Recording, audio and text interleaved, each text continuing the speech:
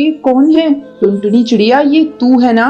करमजली फिर से भागने की कोशिश कर रही है। रुक जरा, और तेरे पर ही काट दूंगी, फिर देखती हूँ कैसे उड़ती है यहाँ से।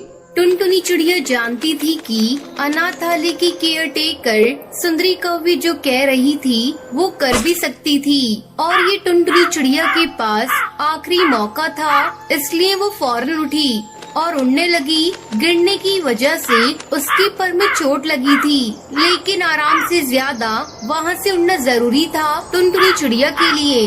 ए टुनटुनी चिड़िया, रुक जा, नहीं तो मुझसे बुरा कोई नहीं होगा। तुमसे बुरा तो कोई है भी नहीं सुंदरी, मैं अब तुम्हारे हाथ नहीं आने वाली। और इस तरह टुनटुनी चिड़िया आजाद हो गई। उसके बाद टुनटुनी चिड़िया एक घने पेड़ की छांव में बैठ गई। तभी उसे कालू कौवे की याद आई और वो पुरानी यादों में खो गई। ए कौन है तू? मेरा नाम टुनटुनी है। मेरे माँ बाबा की तूफान में मौत हो गई। अच्छा, बहुत बुरा हुआ तेरे साथ। तुझे यहाँ खाने और पहनने को भी मिलेगा। ये सच है ना मालकिन? हाँ, ये सब मिलेगा, और उसके लिए तुझे काम भी करना पड़ेगा, समझी ना? हाँ मालकिन। ए कालू, ले जा इसे और समझा देना सारा काम। कालू कौवा एक पर से अपाहिज था। वो अनाथालय में पहले से ही था, इसलिए वहाँ के बारे में सब कुछ जानता था। टुनटुनी चिड़िया, तुम्हें यहाँ नहीं आना चाहिए था। ये जगह किसी नरक से कम नहीं है। ये क्या कह रहे हो भैया? ये तेरे और मेरे जैसे अनाथ पक्षियों को यहाँ रख लेते हैं और फिर उनसे जानवरों की तरह काम करवाते हैं, और काम न करो तो बहुत मारते भी हैं। ये देख मेरे पैर पर क्या हाल किया है इन सभी ने। अगर ये बात है तो मैं जा रही हूँ यहाँ से, अभी जा रही हूँ। नहीं, अभी नहीं, रात को कोशिश करना, मैं जब इशारा करूँ तब। कालू कौवा मदद करता है, लेकिन कई बार कोशिश करने के बाद भी टुनटुनी चिड़िया उस अनाथालय से भाग नहीं पाती। कभी बबली कबूतरी तो कभी सुंदरी उसे पकड़ ही लेती थी, फिर उसे बहुत बुरी तरह मारती थी। सुंदरी कौवी अनाथालय की आड़ में बच्चों से जी तोड़ मजदूरी करवा रही थी। एक दिन टुनटुनी चिड़िया पेड़ की डाल पर रो रही थी, क्योंकि उसे बहुत तेज भूख लगी थी और खाना भी किसी ने नहीं दिया। तभी कालू टुनटुनी चिड़िया से कहता है, मत रो टुनटुनी, तू मेरे चावल ले ले। तो फिर तुम क्या खाओगे भैया? तुम्हें भी तो भूख लगी होगी। नहीं, मुझे भूख नहीं है। वो मैंने ना रसोई में ये चावल पकाते हुए चुपचाप थोड़े से खा लिए थे। मेरा पेट भरा हुआ है, ले तू खा ले। टुनटुनी चिड़िया जानती थी कि कालू झूठ बोल रहा है, लेकिन फिर भी उसने टुनटुनी का दिल रखने के लिए उसके प्लेट से थोड़े से चावल ले लिए। टुनटुनी चिड़िया और कालू कौवा दोनों ही अनाथ थे, लेकिन यहाँ वो दोनों एक दूसरे का सहारा बन गए थे, और भाई बहन भी। टुनटुनी, अच्छा मौका है, सुंदरी सो रही है, जा अभी उड़ जा।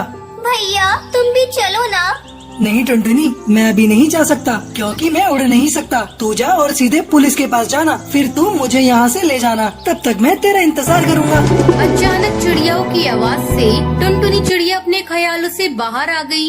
कालू भैया, मैं जरूर वापस आऊंगी। सुबह हो चुकी थी। टुनटुनी चिड़िया सीधा पुलिस स्टेशन गई और वहां जाकर उसने सुंदरी के बारे में सब कुछ बता दिया। पुलिस इंस्पेक्टर कड़कनाथ ने फौरन एक्शन लिया और अपनी टीम के साथ उन्होंने बिना देर किए सुंदरी के अनाथालय पर छापा मार दिया। टुनटुनी चिड़िया भी उनके साथ ही थी। सारे पक्षी एक एक करके अनाथालय से बाहर आ गए, लेकिन कालू कौवा नहीं था। कालू भैया, कहाँ हो आप? अरे पिंकी रुक, कालू भैया कहाँ है? टुनटुनी दीदी, कल जब आप यहाँ से भाग गयी तो सुंदरी बहुत गुस्सा हो गई। उसे पता चल गया था कि कालू भैया ने ही आपकी भागने में मदद की थी, इसलिए उसने कालू भैया को बहुत मारा, इतना मारा कि वो बेहोश हो गया। वो वहाँ रसोई में है। टुनटुनी चिड़िया रसोई में पहुँची। उठो भैया, मैं आ गई तुम्हें लेने। भैया चलो मेरे साथ, उठो ना भैया। अब कालू कभी नहीं उठेगा, ये हमेशा के लिए भगवान के पास जा चुका है।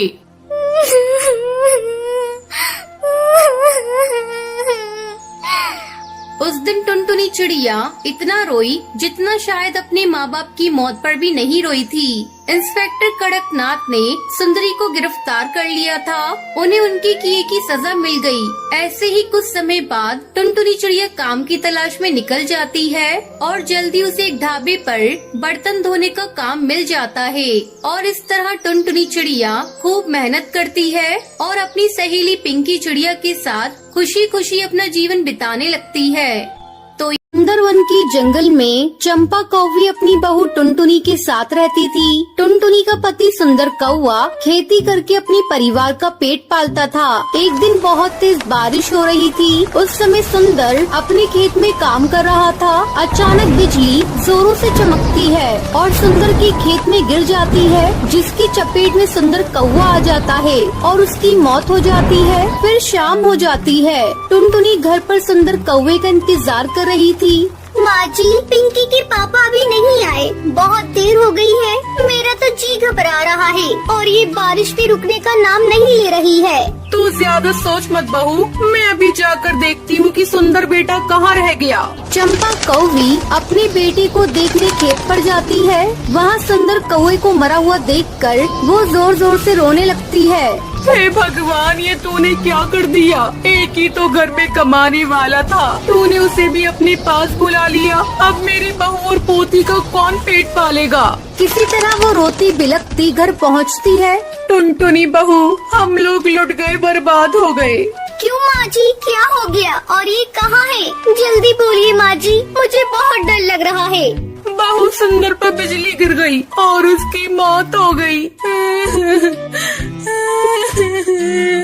इतना सुनते ही टुनटुनी बेहोश हो जाती है। थोड़ी देर बाद बड़ी मुश्किल से टुनटुनी को होश आता है।